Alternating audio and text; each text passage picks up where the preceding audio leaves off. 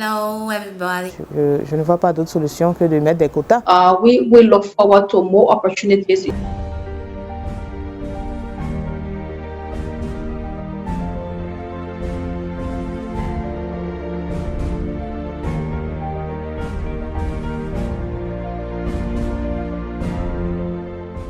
Actuellement, je travaille sur beaucoup de choses. Professionnellement, je suis plus dans la santé, dans tout ce qui est anthropologie médicale et anthropologie de santé, dans tout ce qui est vaccination maternelle et néonatale, la lutte contre le sida. Et j'ai beaucoup travaillé aussi dans tout ce qui est réponse aux épidémies, notamment avec Ebola et un peu avec le Covid-19 en Afrique de l'Ouest. Mais en ce moment, je suis en train de travailler sur des problématiques de sécurité alimentaire et de sauvegarde environnementale. À la fin, tout ce qu'on veut, c'est avoir impacté un changement dans la vie des gens, dans la vie des populations. Si on parle, comme je vous ai parlé de la sécurité alimentaire, c'est de voir, parce qu'il y a plein d'investissements qui sont faits, ne produisent pas vraiment les résultats qu'on attend malgré le niveau d'investissement qui sont faits. Qu'est-ce qui fait qu'on n'arrive pas jusqu'ici avec toutes les ressources naturelles qu'on a, les ressources humaines qu'on a en Afrique, on n'arrive pas à atteindre cette sécurité alimentaire, par exemple. Justement, réfléchir aux autres éléments autour qui sont plus complexes que ce que structurel ou ce que les gens disent. Aller au fond de la pensée, au fond des vies en fait, des gens.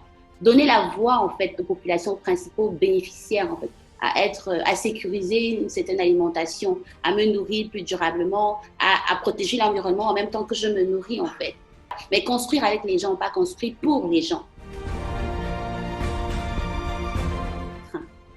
Donc, je pense que c'est très important d'avoir ces mentorships parce que quand on arrive dans la recherche scientifique, on a besoin qu'on tienne la main quand même, hein, parce que c'est assez broad, c'est assez vaste et souvent on ne sait pas comment faire pour avoir un impact. C'est déjà d'avoir des mentorships, des mentors, avoir des personnes qui sont là et qui peuvent vous tenir la main. Je pense que la ressource, c'était ça. Sincèrement, non. De la femme, de manière générale, déjà, c'est un peu, très, très peu. Femme africaine, encore, c'est grave. C'est plus, non, c'est pas vraiment. Déjà, je pense que j'ai un peu travaillé sur les projets sur les comités d'éthique et je pense qu'il y a un besoin de formation parce que c'est pas qu'ils ne veulent pas, c'est parce qu'ils sont forcément résistants ou réfractaires, mais ce qu'ils connaissent pas. Ils connaissent même pas c'est quoi l'impact du genre en fait. Il y a un qui m'a demandé, déjà il connaît pas c'est quoi la plus-value de prendre en compte ces considérations-là sur les performances, le travail, sur la recherche. Qu'est-ce que ça apporte? Donc, je pense qu'il y a déjà un besoin de formation par rapport à ça au niveau des comités d'éthique, qu'ils connaissent c'est quoi le genre, qu'est-ce que ça peut apporter en fait au niveau scientifique et même au niveau des performances en fait. Parce que eux, leur principale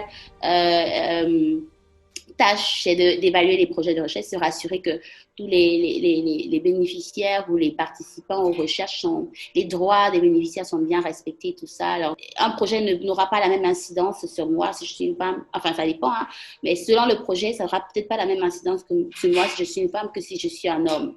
Peut-être avoir ce regard-là, différentiel, ce regard genré, pour se dire, voilà, quand on regarde un projet de recherche, on évalue vraiment faire attention aux spécificités de genre, là. C'est très important, je pense.